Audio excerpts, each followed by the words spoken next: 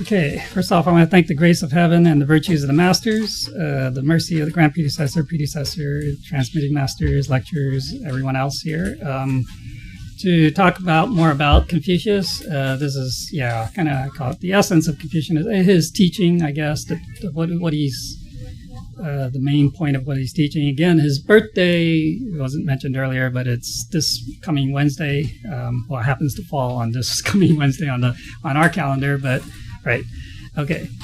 I don't need to go through this, but he, this is kind of the context of when he lived, right, in the spring and autumn period and just before the Warring States period. Okay. So what his Mencius is a third generation disciple, I guess you could say, of Confucius. So he lived during the Warring States period. But Mencius did. But Confucius talks a lot about the King Wen and King Wu during that time, the Song and Zhou dynasties, because they were very virtuous, right? Very qualified leaders, if you will, rulers at the time. So anyways, things kind of started deteriorating during his time, though. So he wanted to kind of bring back the old ways. Well, actually, the spring and autumn, you can say, is the later phase or period of the Zhou dynasty. Yeah, it's still part of the Zhou. What happened is that the Zhou dynasty still existed in the spring and autumn in name only. There is a king, or they didn't have an emperor back then. They didn't use the title emperor. A king back then of the Zhou, and then they have little. You know how the king, they give favors, right, titles to people that support him, or either relatives or extended family, whatever. And basically those titles, those other kings or whatever, basically just they didn't listen to. I mean, they don't follow the Zhou king anymore. They're on their own. They're basically independent, like city-states, kingdoms, like that. So that's what really that period is like. They call it spring and autumn. Basically, each little fiefdom or kingdom, say, hey, I don't want to listen to anybody. I'm in control. Whatever. That's what they do. Yeah. So it's very chaotic in that sense because they fight against each other. Yeah. Okay. All right. Okay. So or like that Greek city-states. Yes. Yeah. So in Confucianism, basically, we all know about the 4 books that talk about the Great Learning, Doctrine of the Mean, Analects of Confucius, and Mencius. Okay. So the Great Learning, I guess that's attributed to Confucius himself. I mean, for the most part. Doctrine of the Mean is by Junzi, right? And then I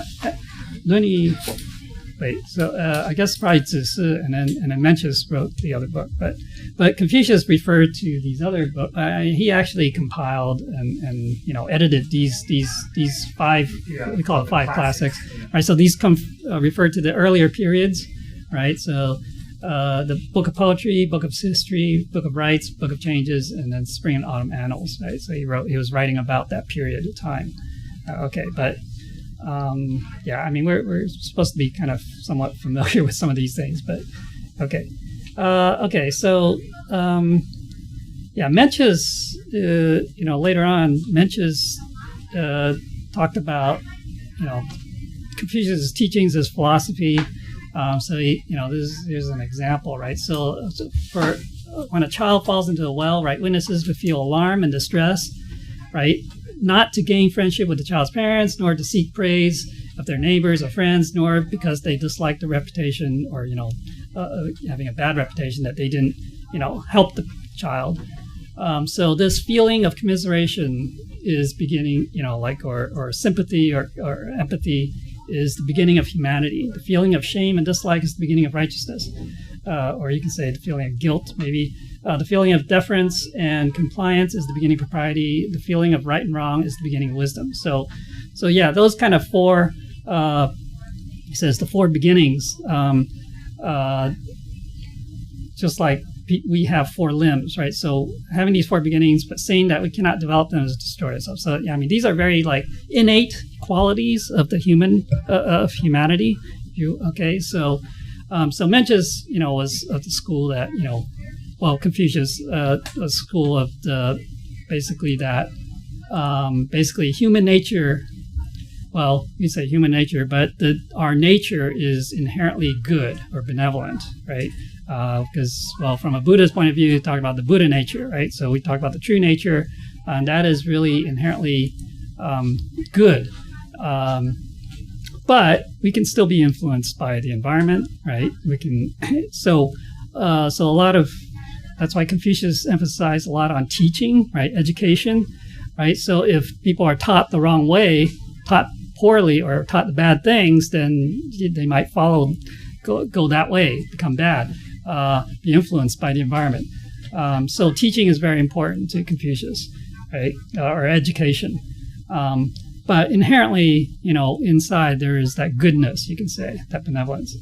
Whereas there's another philosopher during that time, or school of thinking, during Mencius' time, Xunzi, who thought that basically human nature is inherently evil, right, or selfish, basically. And yeah, some people argue that. I don't know if you remember seeing a movie called Trading Places. Yeah. Yeah. So, they did this experiment, Eddie Murphy and Dan Aykroyd, right? So, Dan Aykroyd. Yeah. Did this experiment. It's like, trader, right? Well, these 2 traders, Wall Street traders, right? They're saying, because their son, one of the guy's sons, I guess, is brought up, obviously, wealthy family and all that. But then this Eddie Murphy character is a poor kid, right? And so they thought, why don't they switch places and see how they turn out, right? Yeah, they bet $1 for that, over that. But anyways, yeah. So, but yeah, it does, education plays a very important role. And people can change. So from your upbringing is very important, right? So that's the point of that. Okay. So moral teachings to guide our cultivation. So yeah, definitely we do. So that's why in the temples we do have the kids, the children's little angels class to start them, teaching them, these moral teachings when they're young, right? You don't get this unfortunately in school, and I guess in today's society it's supposed to be like the religion, the church, supposed to kind of provide that kind of education or teaching.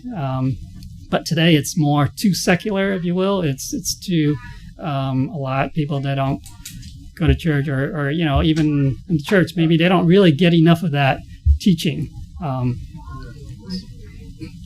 So you can see that the society is worse for it. Okay, and so you can see all from all the things that happen. So Confucius basically, he's talking about self-cultivation through propriety, right? He emphasized a lot on the li, which is, propriety, or those rituals, or, the formalisms, I mean, in the temple, we do have these types of things. But it's kind of true everywhere. It's like protocols, these types of things. Anywhere you go, there are these types of proprieties and protocols. Okay. But through those, we can kind of learn, what's proper, what's not.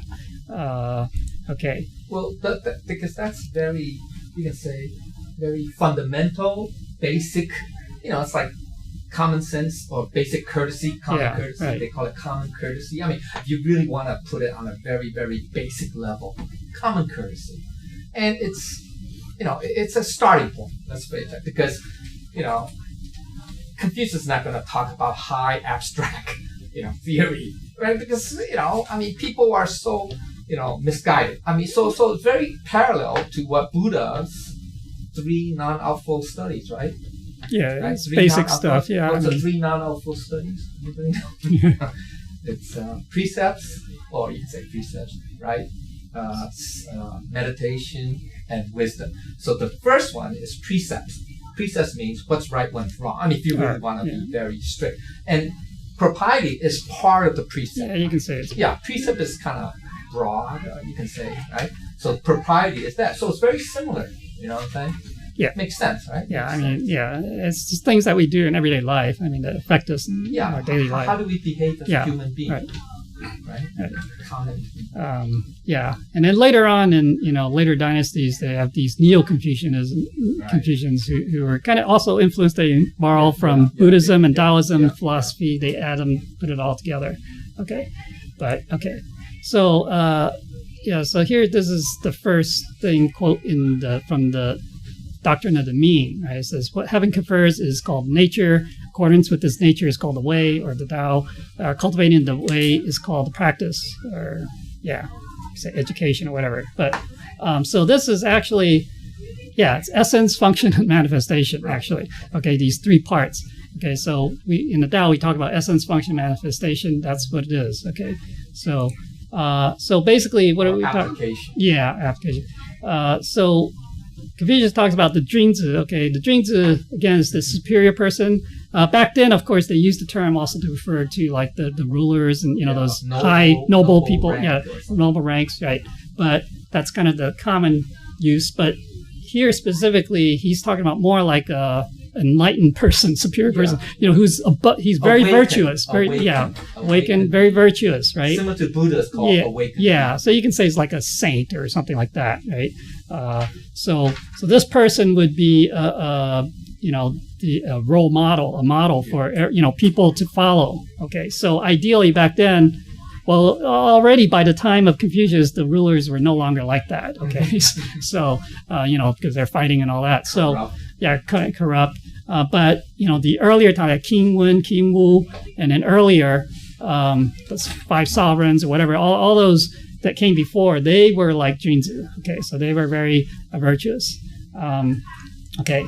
And then the next thing is this junzi has this, I guess everyone actually has this quality of ren, which is, we can say benevolence. It's actually beyond more than just benevolence, but, you can say it's the virtue of humanity, right, that we have.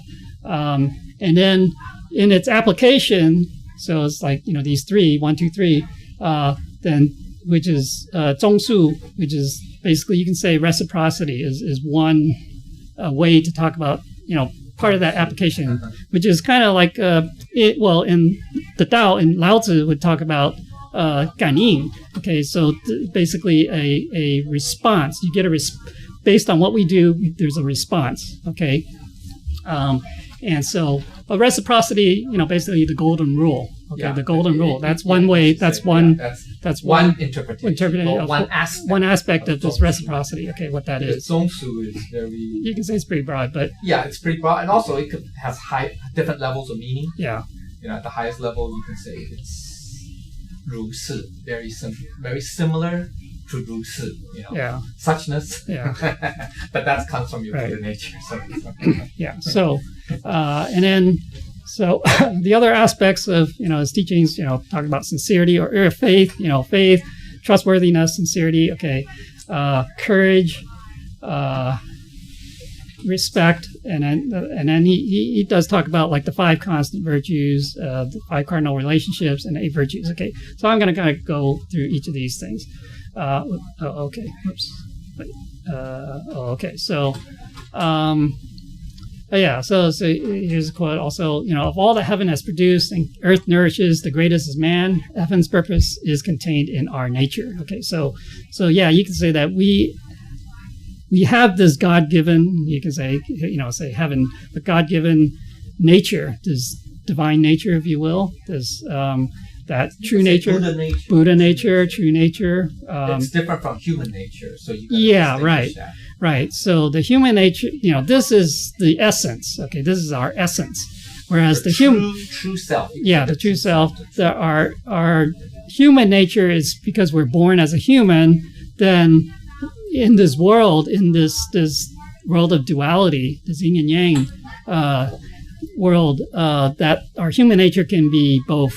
Yeah, it can be good and bad, right? Good and evil, right? It's relative. There's whereas that essence, that true nature is beyond that. There's no. Yeah, you can define it this way: true nature, Buddha nature, very true. Okay, it's not subject to ignorance. Yeah. That's very important to know. Okay? Ignorance. It's all-knowing. It's actually omniscient because it is like, you can say, like God, if you will. Okay. Whereas human nature is subject to ignorance, right? Right? Right? We have to learn, right?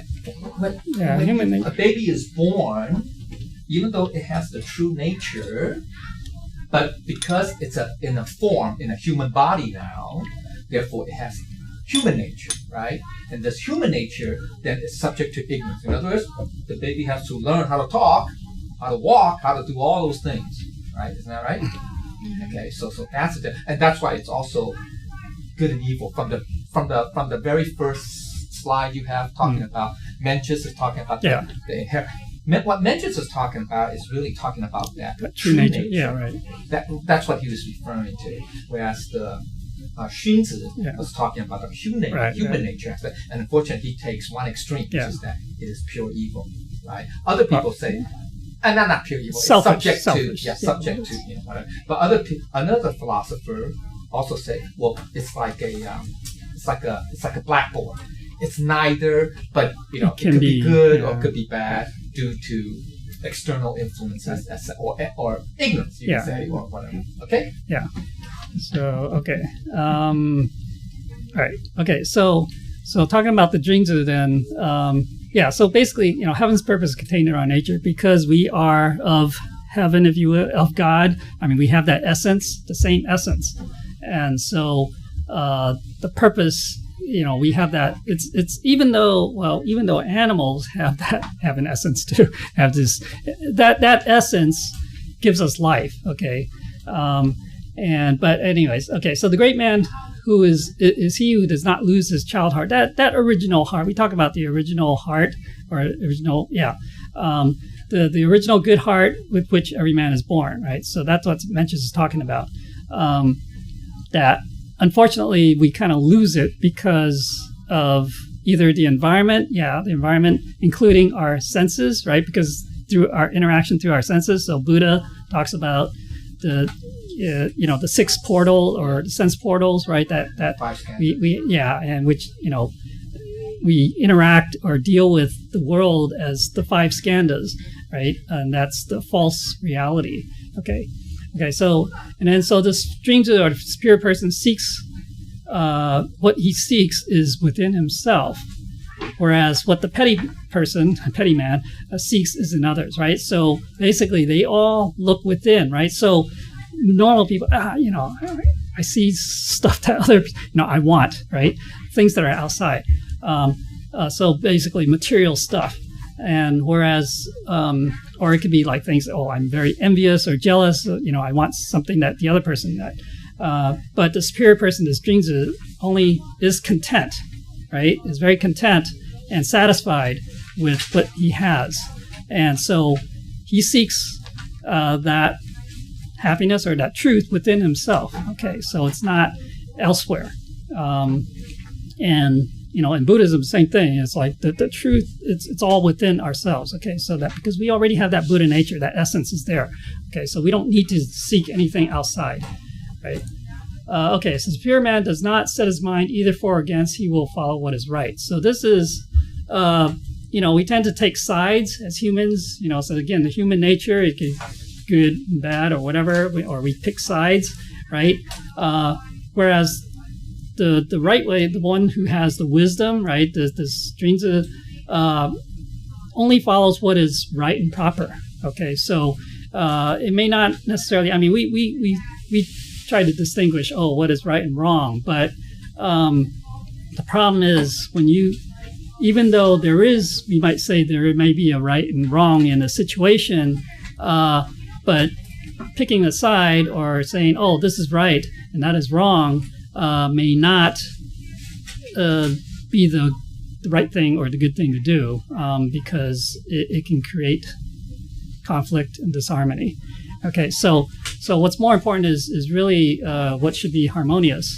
And you notice that in the earlier what Jill mentioned in the story, right, with Yanhui eating the rice soup first, right? Confucius didn't come out and say, you did this, right? And you shouldn't have done that. He kind of used his wisdom. Well, Confucius was wise, of course, and kind of like let Yan Hui kind of say it for himself. What happened? So it didn't come out right away and say, Zigong said, you did this, which is wrong. Jump to conclusion. Right, jump to a conclusion. All right, so you don't pick sides, but you just do what's right. And this is also, you can say, the same or similar to basically the Taoist or Laozi's way of Wu Wei. Okay, so you just follow or Sui Yuan. Right. Okay, so basically follow what's affinity. We say affinity, and is affinity, but the course. Follow the course. Yeah, whatever you can say, the proper course or the natural course. Right.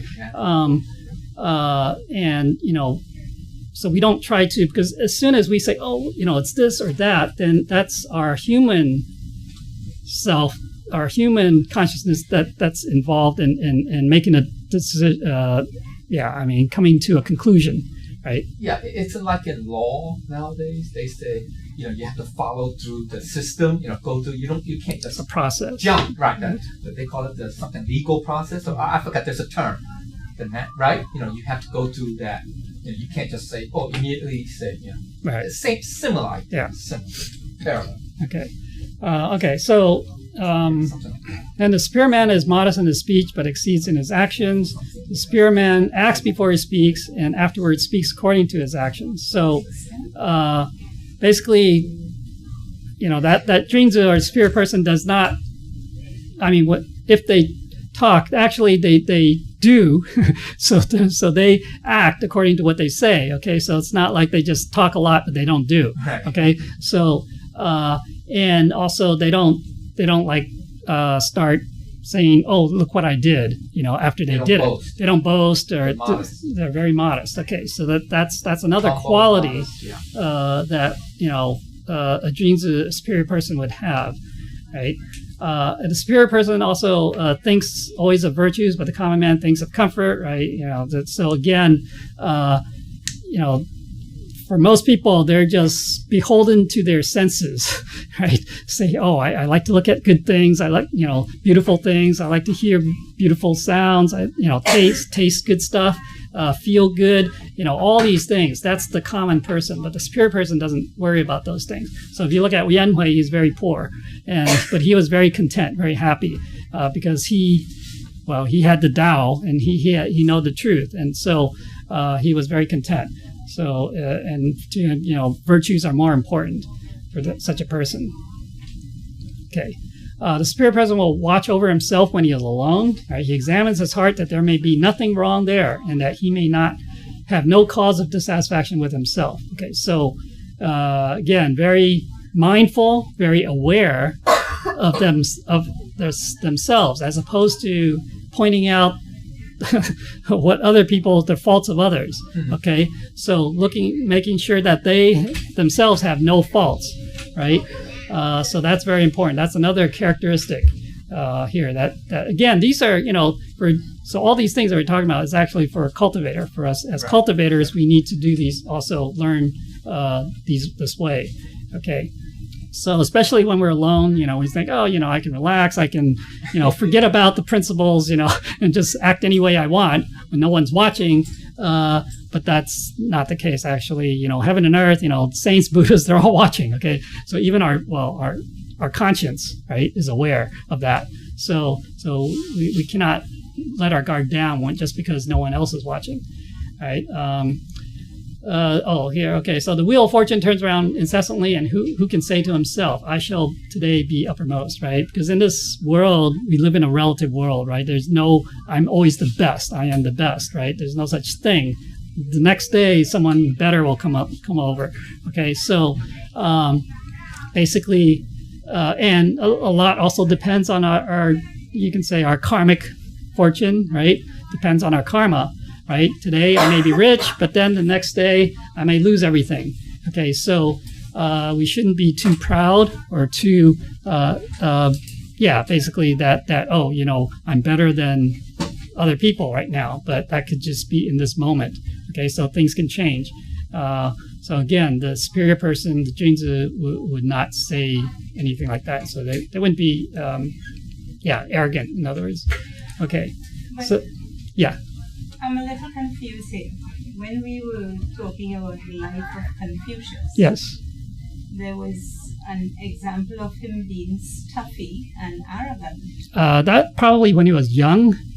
I think that was referring to that was That story about the young kid. I think that was when he was younger. I think that was not later on in his life. Oh, okay. Yeah. I was just wondering. I think maybe. I think that quote that was referring to. I think when he met Lao Tzu. Okay. So Lao Tzu. Somebody described him. Yeah. I think Lao Tzu, right? Because stuffy and arrogant. Well, you gotta be careful. But I don't know if that's the right translation. But on the surface, Yeah. Lao Tzu did say, we should get rid of all learning. Right. There's that phrase, well-known phrase, and so therefore scholars took it to mean that he's directly opposite of what Confucius is saying. Because Confucius says we learn for the rest of our lives. Right. See, so we gotta be careful. Okay, what do we mean by learn? Learn what? Knowledge. That's what Lao Tzu in the Tao Te Ching. He was not talking to us about learning knowledge. Very similar to what Buddha was talking about. Okay, Buddha was not talking about learning knowledge. Yes, we have to learn, moral discipline, precepts, proprieties, protocols. But that's not the end in itself. The end in itself. That's only a stepping stone to the highest level, i.e. enlightenment. And that's what also Lao Tzu was meaning. He was meaning to say is that, you can learn knowledge, but that in itself is not the highest level or the supreme level. Okay, but we need to have a starting point, right? Everybody has to have a starting point, right? Especially those who are unenlightened, i.e. not Buddhas yet. So therefore, we start from that. Right. And what Confucius was focusing on is that Confucius is not saying that, just learn knowledge and that's good enough. Actually, Confucius is saying, okay, we all have to start someplace. So let's learn the proprieties first. Okay, then then gradually you become a superior person, and then and only then after achieving that state, that level, then you are ready to become enlightened. So from a Confucius standpoint, he's just saying, where do we start, and how do you become awakened? You understand? So it's different perspective. Lao Tzu was looking at it from from the higher level perspective, similar to what Buddha was saying, but Confucius was looking from a starting point perspective. You could say kindergarten level if you want to say whatever. Okay? Yeah, because Lao Tzu wasn't really concerned with kind of everyday stuff typically. He's more high level. High level. So but ultimately that true learning is learning about your true nature, about the true nature. Okay, learning what our true nature is like. So that's what. But Confucius, you can say the learning that he's talking about is try to get to that point through the practice. Okay. Right. Okay. So in terms of, so Confucius obviously, because he's talking to not just his disciples but like these rulers. He wanted to, because he felt that the rulers should be like junzi and set an example, role model for the people. And what if the rulers are good and virtuous, then the people will also follow suit. Correct. Okay, so unlike today, it's kind of you see what's going on here. It's upside down. Yeah, it's like okay, so but you can see that happening, right? So it's like, but anyways, so do not worry about holding a high position. Worry rather about playing your proper role. So people tend to very ambitious. They want to become the president or the king or whatever, but it doesn't matter what position you have, that as long as we conduct ourselves properly in that position, okay, and do what we're supposed to do, right? In a country that's well governed, poverty is something to be ashamed of. In a country badly governed, wealth is something to be ashamed of, right? So again, if there's a well-governed nation, there should not be any poverty. Okay. If the country is very badly governed, well, then yeah, those who have wealth, it's probably due to corruption, right? That they got it. Or the system. Or the whole system, whatever. So the strength of a nation derives from the integrity of the home, right? So again, it starts with the family. What's in among the family, right? The five cardinal relationships, 3 are in the family, and so a society is built up of families, a collection of families. And so it makes sense that if the families are run well, that's harmonious and everything, that society would also follow, would be the same. Okay. So, okay. So so he kind of puts this in sequence, right? Put the world in order. We must first put the nation in order. Put the nation in order. We must put the family in order. Put the family in order. We must cultivate our personal life. Right, and to cultivate our personal life, we must first set our hearts right. So again, another great learning. Yeah. So what we are pursuing, and basically, we cannot be selfish, right? So if we're selfish, then that will not help these other situations. So again, this is similar to, basically the teachings of all the major, Buddha or Lao Tzu or Christianity, they're all pretty much the same. Okay. It's not possible for one to teach others who cannot teach his own family. So it's very important that within the family itself, that we're able to get along and to be able to learn and teach within the family. Okay. Right. So then talking about humanity and cultivation, right? The perfecting of oneself is the fundamental basis of all progress and all moral development. Okay. So again, we have to cultivate ourselves. It's not just telling other people what to do, but we have to do it. And mankind differs from animals only by a little, and most people throw that away. And that seems to be true. I mean, it's, our humanity, when we throw away our humanity, that ren, right, that benevolence, then we're no different than animals. Animals just seek, or you can say they're selfish for the most part. They just seek survival.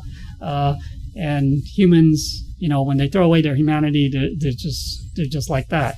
Okay. So men's natures are alike. It is their habits that carry them far apart. Yeah. Again, so these are things that you can say based on the learning, the education, so because we all have that true nature. But the environment can change all that. So that's why, so you advocate, education system, basically having a good environment for us, for upbringing. Think no vice is so small that you may commit it, and no virtue so small that you may overlook it. So again, here we might think, it's a little thing, I take something from the temple or I take something from work, a little thing, a pen, a notebook, it's no big deal. Actually, we got to be careful.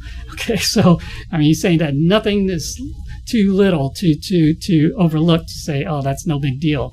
Okay, so but that's on the negative side. But on the positive side, on the virtue side, again, every little thing, whether it's a little act or a little act of kindness or a little, just a smile, right? These we should not overlook. Say, it's not going to help anyone, but it could. So these are things that, so we should not think, it's too minor, it's not important. We shouldn't think that way. Okay.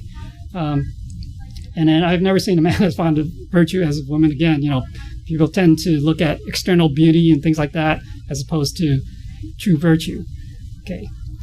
Before you embark on a journey of revenge, this is something, but he's talking about, dig 2 graves, right? So again, vengeance, basically it's not good just for the other person, for both parties involved. When anger arises, think of the consequences. Again, people, bad things happen when people don't think before they, especially when there's passion involved, like anger. He says, never contract friendship with a man that is not better than thyself, right? So obviously we try to seek people who are we can learn from, right? Who are more virtuous, that we can learn from them, and who can benefit us in that way. So we should not go seek friends who are, they're criminals or they're gangsters or things like that, right? So we should be careful, who we choose to follow or become friends with and learn from. If you look at into your own heart, you find nothing wrong there. What is there to worry about? So what is there to fear, right? So we have a clear conscience. In other words, no guilt, no shame of anything that we've done. Then there's nothing to fear, right? So again, but this, so we should have this self-reflection, right? Introspection, constantly, right? Okay. So he who speaks without modesty will find it difficult to make his words good, right? Those who boast, those who say a lot of things, but then they can't follow through. Okay, so we shouldn't do that. Does not matter how slowly we go as long as we do not stop. So again, it's not the speed at which, everyone's going to cultivate at their own pace. Again, a lot depends on our karma and our affinity. But as long as we don't give up, as long as we continue, it may be slow, we may make slow progress, but that's okay, as long as we make progress. Okay, to go too far is as bad as fall short. Again, this is kind of, the middle way, the middle path, not going to extremes. Okay, is a man that makes truth great, not truth that makes a man great, right? So knowing the truth doesn't really make a person great, but what they do with that, okay, truth makes someone great, makes that truth even greater. So, we can talk about Confucius or Buddha or Jesus, right? They were all talking about the truth, but what they did is really makes that truth or what they were teaching stand out, right? The more man meditates upon his good thoughts, the better his world and the world at large would be, right? So, of course, again, think positive, think optimistic, good thoughts, benevolent thoughts, kind thoughts, right? These things have an influence on not just the person, but the world around them.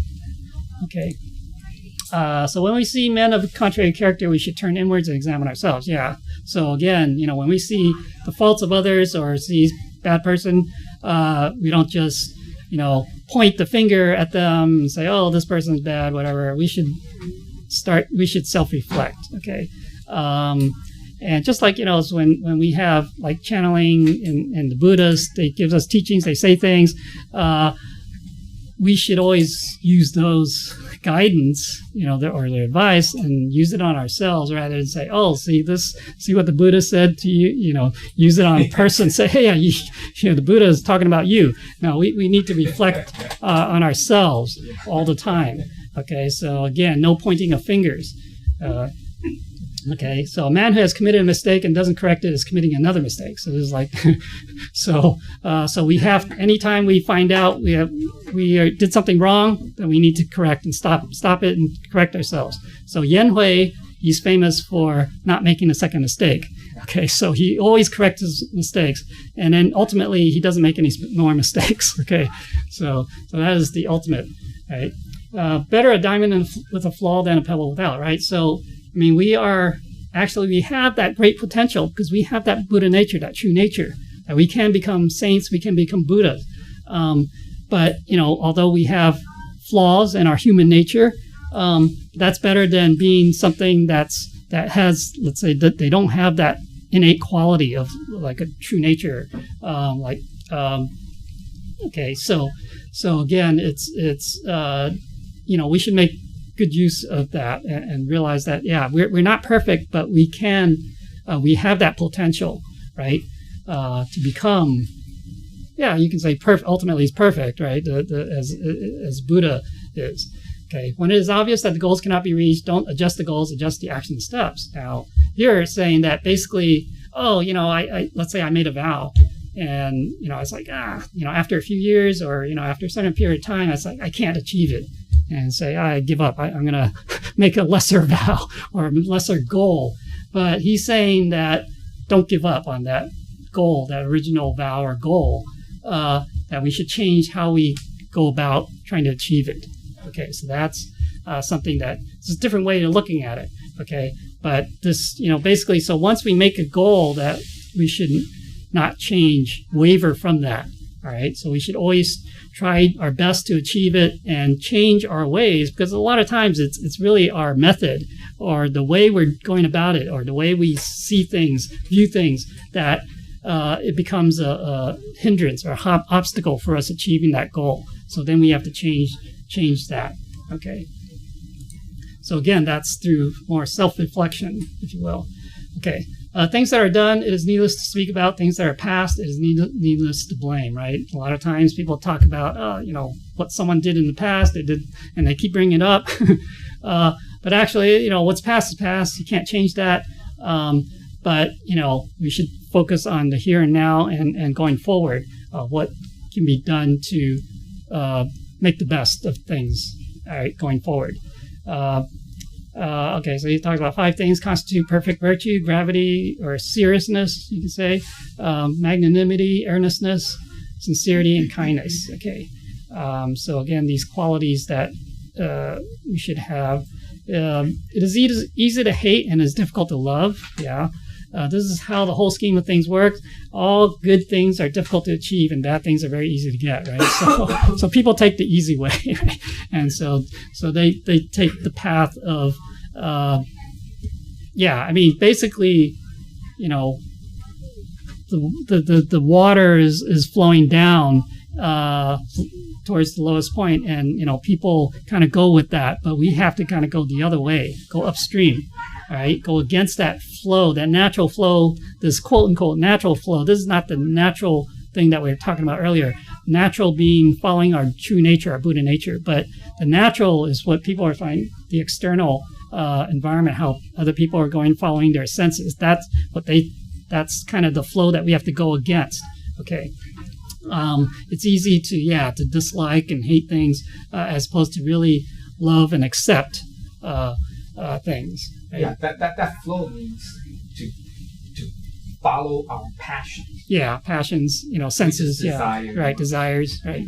All that. Okay? Yeah. Which is basically our 5 senses. Yeah.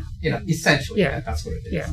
So what Confucius is saying is, and Buddha, same thing. We don't do that. Right. Okay. We have to go against that. Right. Okay. All right. So talking about reciprocity. Okay. So Zigong, right? So he asked Confucius, is there one word which may serve as a rule of practice for one's life? Okay. So the master, Confucius, says, is not reciprocity such a word? What you do not want done to yourself, do not do to others, right? So that's kind of the golden rule, basically, that you say there. Okay. So in terms of the practice, that's something we always keep in mind, right? Don't do things to others that we don't want to do ourselves. So always be aware of that. So to love a thing means wanting it to live. So here's love of life, or respecting life, all life.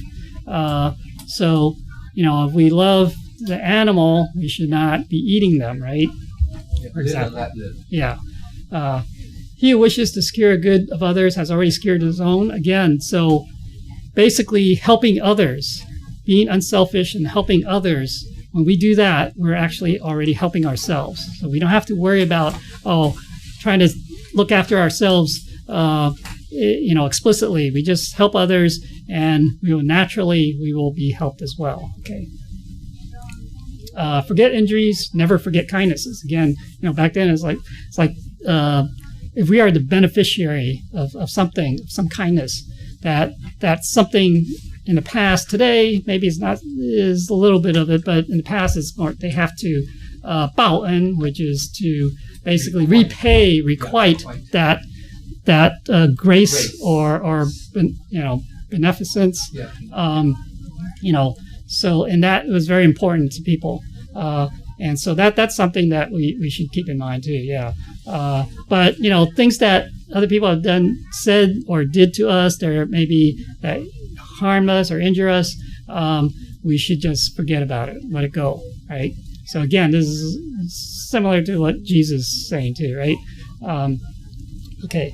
So recompense injury with justice and recompense kindness. Yeah. Okay. So injury with justice, that does not mean, an eye for an eye necessarily, that you seek vengeance. Okay. But justice through, what is proper, right? Through the whatever. If someone did something, committed a crime against you, then of course they go through the justice system to get justice. But if someone is kind to us, then we definitely need to be kind back. All right. If man takes no thought about what is distant, he will find sorrow near at hand. So again, we should also not just care about us, ourselves, and maybe our immediate family. And we should also care about people who are far away from us, we may not know about them. Okay, so so this is really like compassion, right? When we talk about God's love is universal, right? So it's for everyone. So we shouldn't just be a little bit selfish and think, oh, I only care about my family. Okay, because when something happens to us, we would hopefully wish others who may not know us to want to also care and help us too. So, right. Okay, so sincerity is the way to heaven. Okay, as Mencius said, sincerity is very important. Okay, sincerity and faithfulness are the basis of every virtue. Again, there's a diagram that basically sincerity, or we usually use the Chinese word xing, which you can translate as faith, trustworthiness, or sincerity. Okay, these are all related, right? You can say that sincerity is the essence of faith. Right. Okay, so faith is more, there's an expression of faith, but sincerity is like the essence, the core of it. Okay. Well, you can say it's foundation. Yeah, the foundation. Right. So wherever you go with. Okay, so when you're laboring for others, let it be with the same zeal as it were for yourself. Again, we tend to do things for others not as well as we, as we would do something for ourselves, right? But here you're saying that we should do it equally as well for others, and not just for ourselves. Okay, it is shameful to distrust our friends than to be deceived by them. So it's okay sometimes. Maybe our friends are not, trustworthy. They deceive us, but we should not fall to that same level and basically then start distrusting them. We should still have that sense of trust, okay, with our friends, right? Okay, talking about courage, okay, our greatest glory is not in never failing, but in rising every time we fall. Again, every great achievement has always met with, there were some failures along the way. Okay, no one, achieved greatness without, just smoothly. Without any difficulties.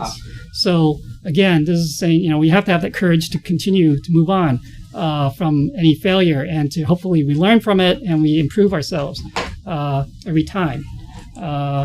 Wisdom, compassion, and courage are the three universally recognized moral qualities of men. Okay, so again, these are very important. To see what is right and not to do it is want of courage, or you can say it's cowardice. Basically, we see there's something that should be done, but we don't do it. We're being a coward. So,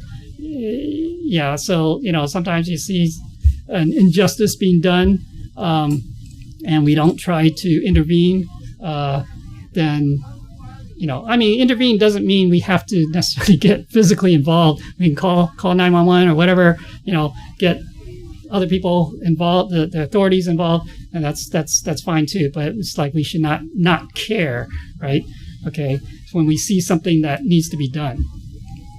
When we have faults, right, do not fear to abandon them, right? So again, we tend to think, oh, these are part of our idiosyncrasies, my habits. People don't like to give them up. They don't like to change. But we should have the courage to change and get rid of those things that we should not have. Okay.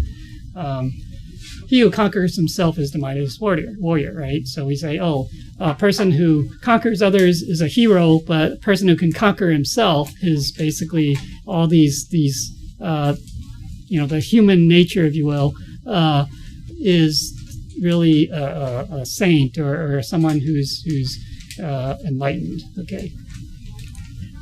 Respect. Okay, respect yourself, and others will respect you. Okay, so again, we have to have that self-respect as well. Without feelings of respect, what is there to distinguish men from beasts? Right. So that is something. So respect is part of propriety. part of, and so that's some part of the practice. Okay, wisdom. 3 methods by which we can learn wisdom, right? First, by reflection, which is self-reflection, which is noblest. Second, by imitation, which is easiest, so we just follow whatever other people say or do. And the third, by experience, which is the bitterest or the hardest. Basically, we have to go through. So, throughout the ages, we have, Buddhas and saints and people like that leaving us their, quote unquote, their wisdom, their guidance, which is based on their wisdom. We can either follow it, okay, that's the second one, the imitation, which is kind of easiest. Or the third, we said, forget about it. I want to do it my own way, try it, and then you're going to go through the same process that they went through, all the hardships that they went through. So to do that, but ultimately we have to self-reflect, look within to get that wisdom. Okay, the wisdom is not gained from outside or is not book knowledge, right? None of that. So ultimately, if we self-reflect, if we learn, if we do these other practices, part of these other practices, and we self-reflect, that wisdom will naturally come out. Okay, if we get rid of our temperament or habits, things like that, right? The people may be made to follow a path of action, but they may not be made to understand it. Yeah. So people, they might just go through the motions, right? Doing something, but they don't necessarily understand. So a lot, Confucius at his time was talking about like the rituals that they were doing at his time. Although it was kind of like passed down from the earlier times, but, he was saying, why do these rituals if it doesn't follow, benevolence or whatever, we should change it, right? We shouldn't do it. But people are just following, it becomes a tradition, right? That they just follow. And without people really thinking about why they're doing it. Okay. So, but Confucius is saying, if it's not a good one, then we shouldn't be practicing that. Okay. The people, so everything has beauty, but not everyone sees it, right? Because we tend to look at just the outside. We don't look at the true beauty of something, right? Life is really simple, but we insist on making it complicated. Yeah, we tend to make things overly complex because we think too much, and we have our own personal desires, things like that, that get mixed in with it. Okay, learning without thought is labor lost. That's very thought without learning is perilous. Okay, so this is very important, right? So if we learn, we have to really, I'm not saying analyze, but we have to understand, really understand and have a true understanding, comprehension of what we're learning, okay? It's not just memorizing, in other words, okay? We don't memorize things just for the sake of it. But then at the same, if we just do that, then we won't gain anything.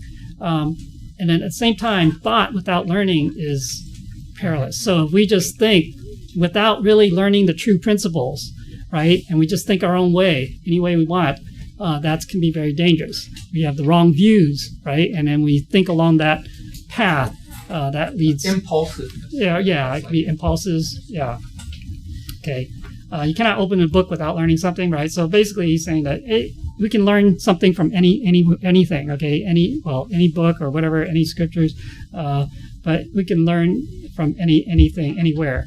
Okay. No matter how busy you may think you are, you must find time for reading or surrender yourself to self-chosen ignorance, right? So again, his emphasis on learning, so that we should always find time to learn something. Okay.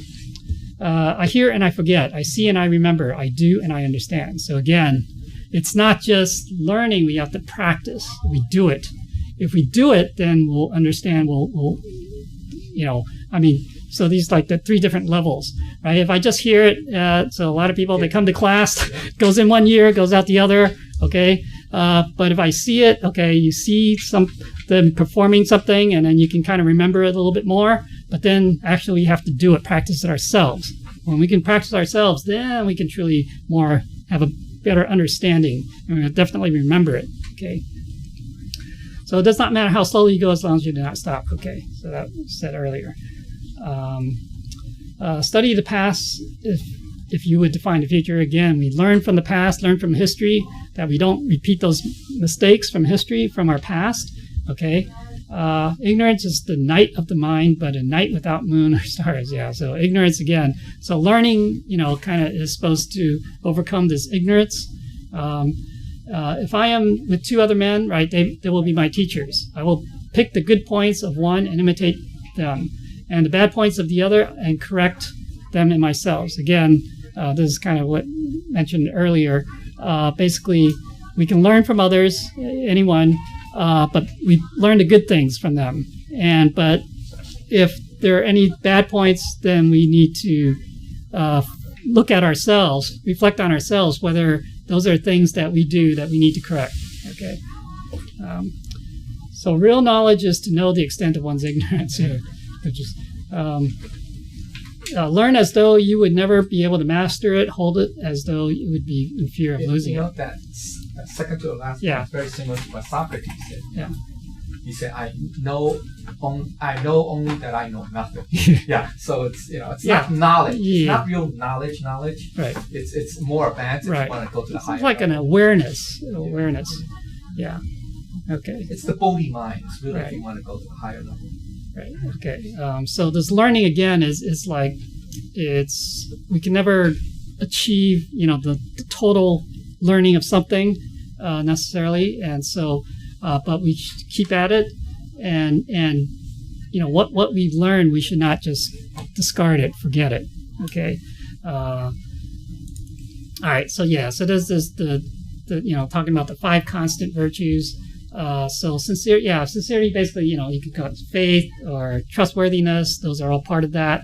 But that is the core of these other virtues, if you will. So having wisdom, having benevolence, propriety, and righteousness. Okay, so those are all. But you have to balance them. Yeah, there's what we call harmonize. Yeah, Yeah, they should be in harmony. Not one. Yeah, you cannot choose. Say, I just emphasize focus on this, one, but ignore the others. Correct. So it all depends on the situation, circumstances. So we have to be, we have to understand. Right. Harmonize. Right. Yeah. Harmonize those 5, those 5 virtues. Right. And when we harmonize them, and then of course, so when you harmonize it, then sincerity is always there. So that we don't just do it, just because someone told me I have to do this, right? We got to make sure that we do it from our heart, right? Sincere. All right. Okay. So again, these 5 relationships that we know about, parents and children, right? There's benevolence and filial piety in that relationship. The husband and wife, which is there's support within, and one is being like equal partners. Yeah, equal partners. Yeah. Right. The older and younger, usually we talk about siblings, whatever. There's love and respect. Ruler and subject, humanity and loyalty, and then there's trust among friends. Okay. And then the 8 virtues. Okay, so so 8 virtues includes those 5 in there, but that's not 1, 2, 3. Yeah, that's 8. Okay, okay. So basically, Confucianism is. I think we have to. Time is up here. Okay, so Confucianism it's not a religious practice. It's not a spiritual practice, but it's like a stepping stone for us to. You could say it's orthogonal to those type of practices, right? Okay. Okay. All right. So sorry. If I said anything wrong, I ask the Buddhists for forgiveness and also transcribe lectures corrections.